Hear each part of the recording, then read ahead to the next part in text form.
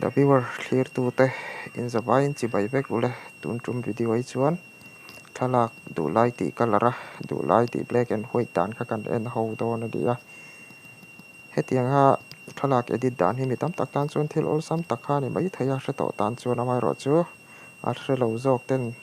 lok na in lo chan ngei kha le in lo ti ve a in lo thiam ngei kha ka du sak cheu ani hetiang siam dan hi chi ni in a om thaya a masa zo ka chuan tool sa brush manga siam dan kha kan en ho do na ni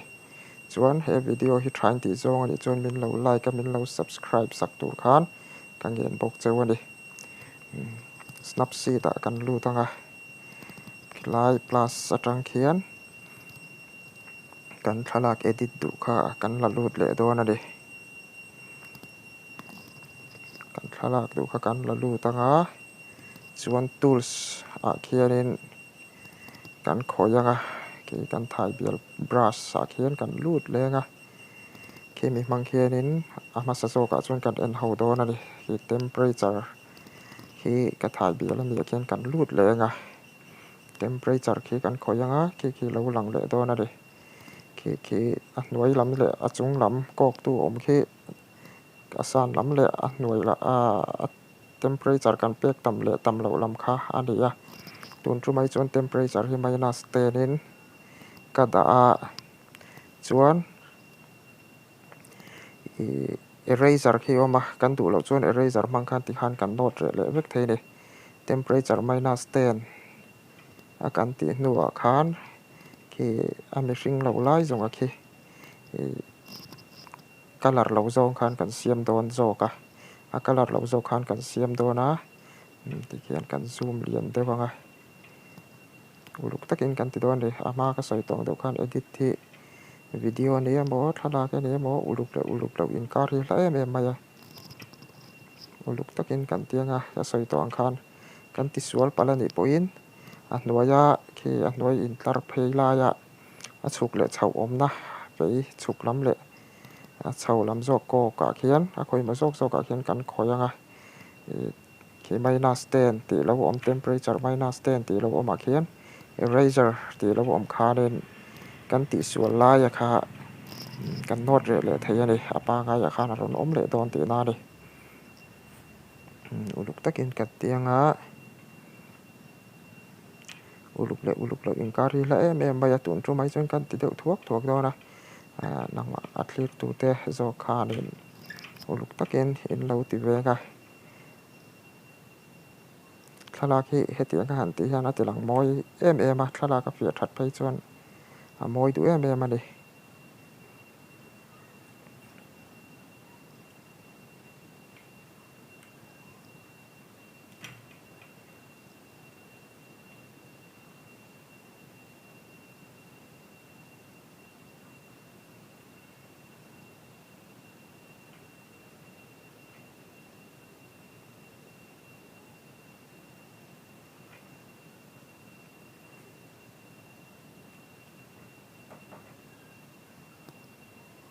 ke be a color black and white a khi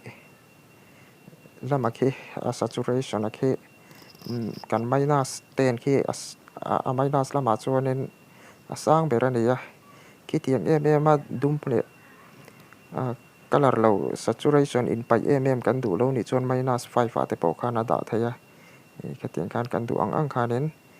ki ti lai tang khianin kan ti dang lam thei ani tuna khi chuan saturation khi -10 a ka da a khi saturation kha a in pai vek mai a chu chuanin kan du lo lai kha saturation kan du lai kha saturation kan paya chuan kan pai lo lai kha ati lang darin acha ati thala kha ati moi ma ni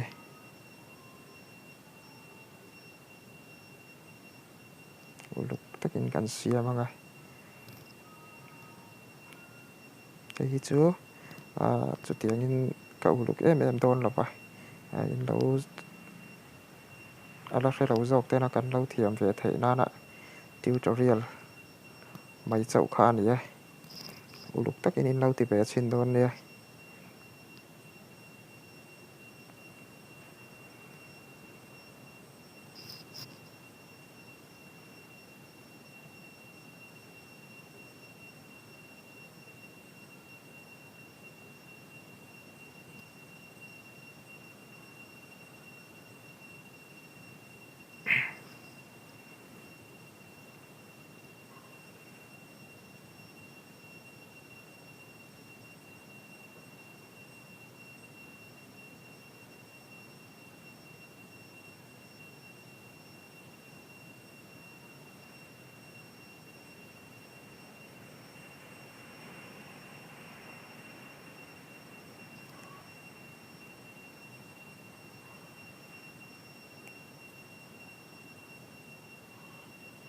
heti thala kan zoom nai na sat zo po le khemi kan khoi a cursor kan te ma yang chu khemi khi ate tel tela nai te anya ni taksabul nai te kan ti don pai chuanin nai te hian han zoom ila heti hianin tuna eraser ki kamanga ataksa vel lai mai vel ki kalau khoi tela wang khan ti hian kan siam thale do na le eraser kha tuna hian ka mang me ka ti hian eraser khan kan ti khoi ataksa aple kan khoi deula ya kan ti kha kan han siam thale kan uluk le inkar le em ani thalak edit ani emo video edit ani emo pe yanga ya tin tai ma deuh tan lo pe chuanin ti mai chi kha ni lutuk lo ani tin edit hianin pe tak lo chuanin a original a in a thing jok thaya chuti line a pe tan chuanin a original a ya nal fe le changkang jok kha na chhuwa thaya ni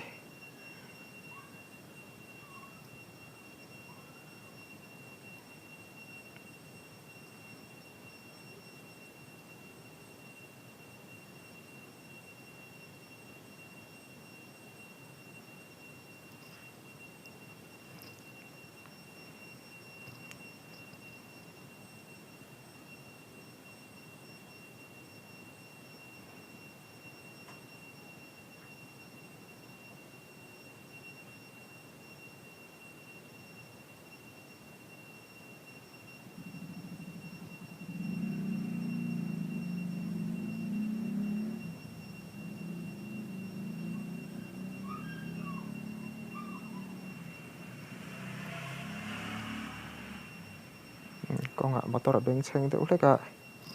lo beng cheng deuh ani pawh in min lo hre thiam dawn nia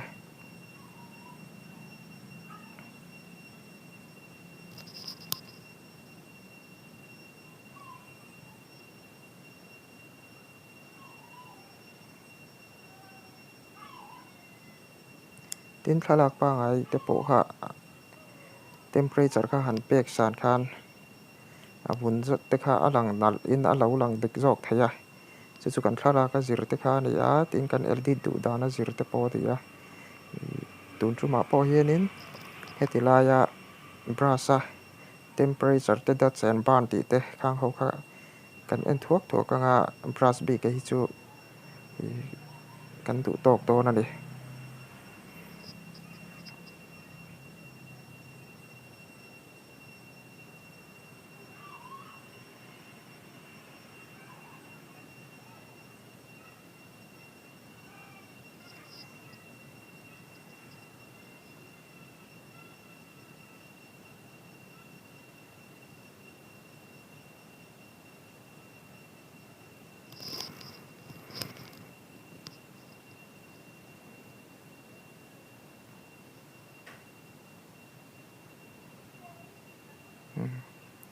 thì hiện kan zo khat via ba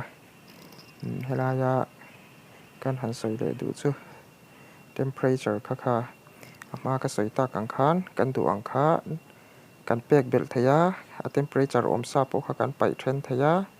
tin khanin temperature kha mai bela kin kan ti china ki entir na mai ni ya ki a thena chuanin temperature nem te a thalak om sa lo ni kha chuanin temperature kha ti kian ol sam te khana pek bel le thaya amai ro chu kan thala kha temperature asang lu tuksa ani chuan khemi kan pek bel chuanin a eng lu tuk ang khana lang thei do na ni chu bang chuanin temperature kha kan thalak azirin kan thalak original file azir khanin a pek belangai lo thei ani ki chu entir na lita se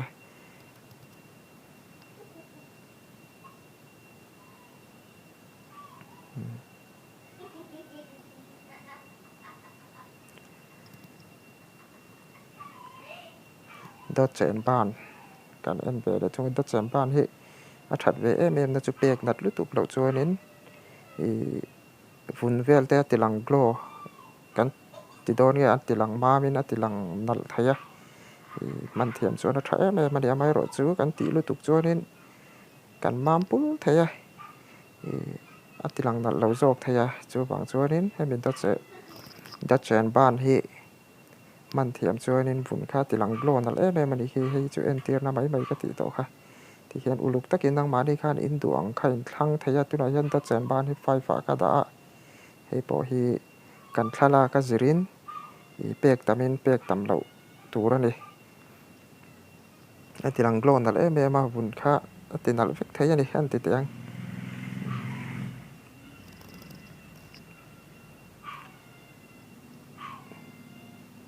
อามาไอ้รอจู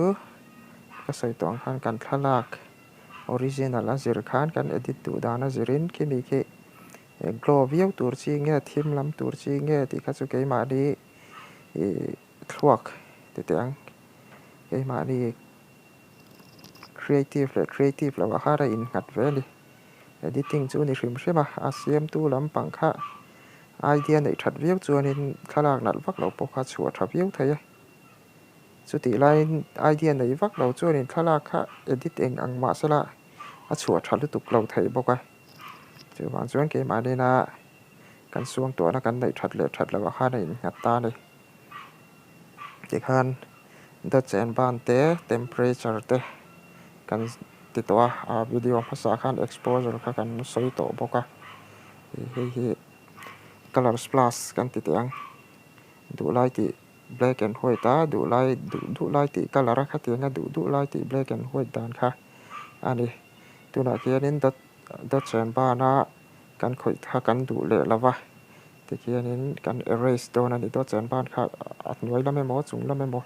กันไม่น่าเสมอกัน plus เสมอนี่ส่วน eraser ค่ะเราหลังงา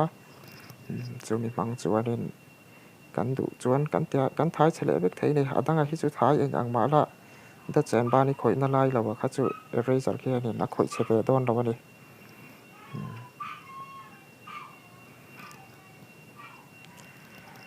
ที่เขียน temperature กันเปกับตีระกันเปกับโปค่ะ temperature หันกันลูดเลยไง eraser กันหัน select เลยไงจวนมา temperature กันเปกับโปค่ะ temperature ลุตุกันอีจวนคือเองตัดลู่ยกันดูเดี๋ยวเราจวนติคานกันโน้ตเรื่องเอฟเฟกต์เทียนี่จวนเฮติลายะ temperature นี่เรากันคอยดัชเชนบ้านตีแต่กันคอยแต่ก็จะ temperature eraser เฮียนอ่ะคอยเชเปต่อแล้ววันนี้ตีค่ะอีกันหันสวยแต่เลือดร้ามาไง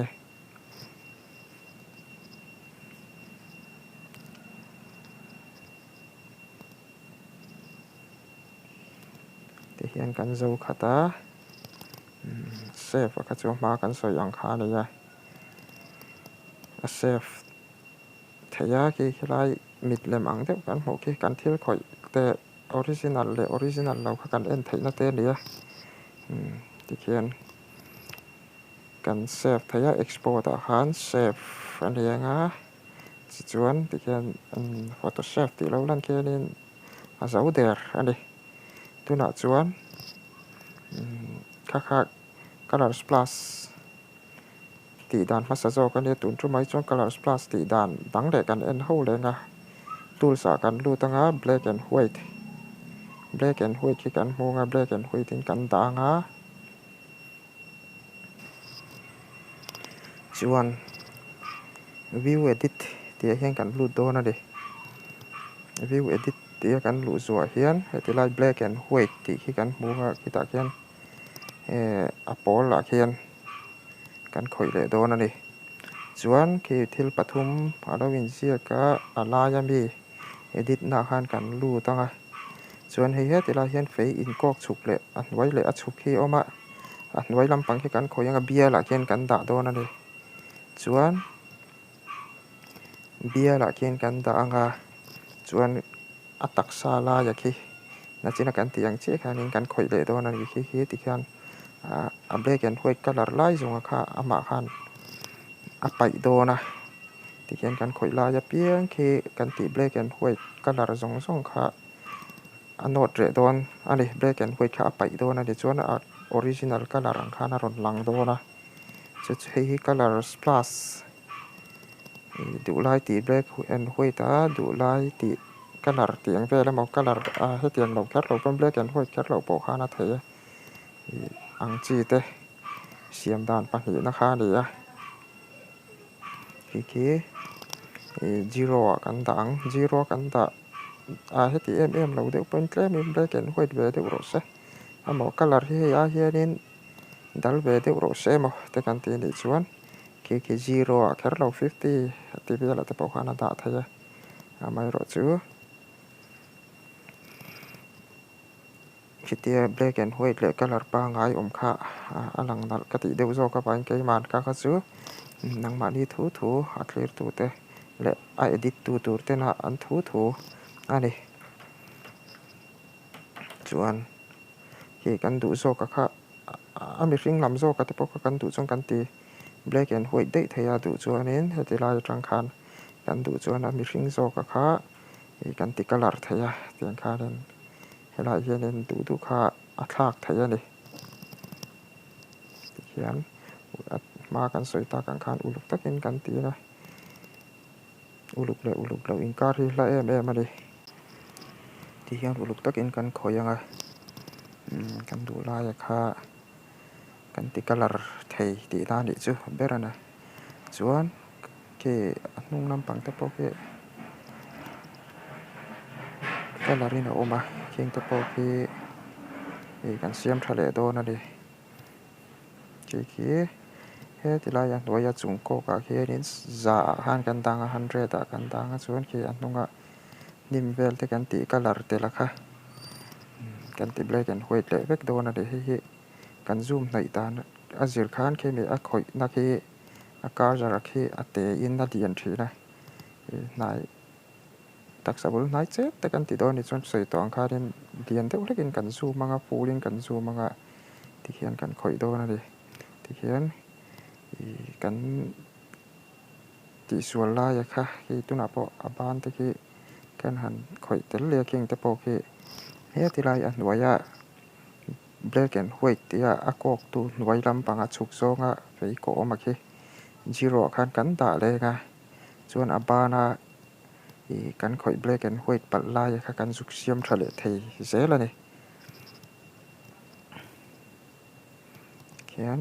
tun rum vi he video ai chorin kan ti deu thuak nga kan lo la ti ngai lo te ni chuan in lok pi ngai kha kan bei sei in lo ti ve don de edit chu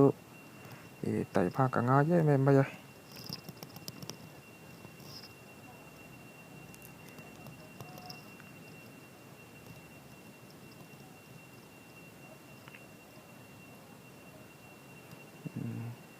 heti lai a fei kok tu hnuai le a chung lam le a chho zong a kok tu ma ki za kan da chuan a black and white ta zero a kan da kha chuan a color ani ti kha hrerengi la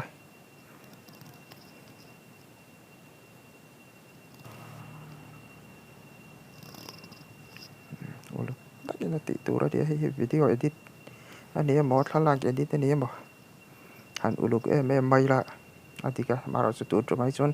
uluk takhan karon ti don kher la soi sel tur chu tiang kha tiang ti po hau mai the uluk takin ka ti kher don lo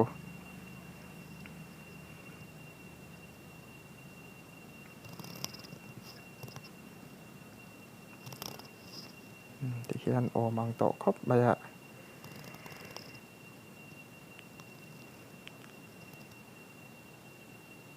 ti khan kan du le du lawa ain ngata ni chon a save da na po kha ngai renga export kha ria save ani le ga ti khan kan save khan a zo de ra ni khong ain ka channel te min lo like min lo share min lo subscribe sak tur khan in khong ai na ka han dil tak me u me ani ka lo me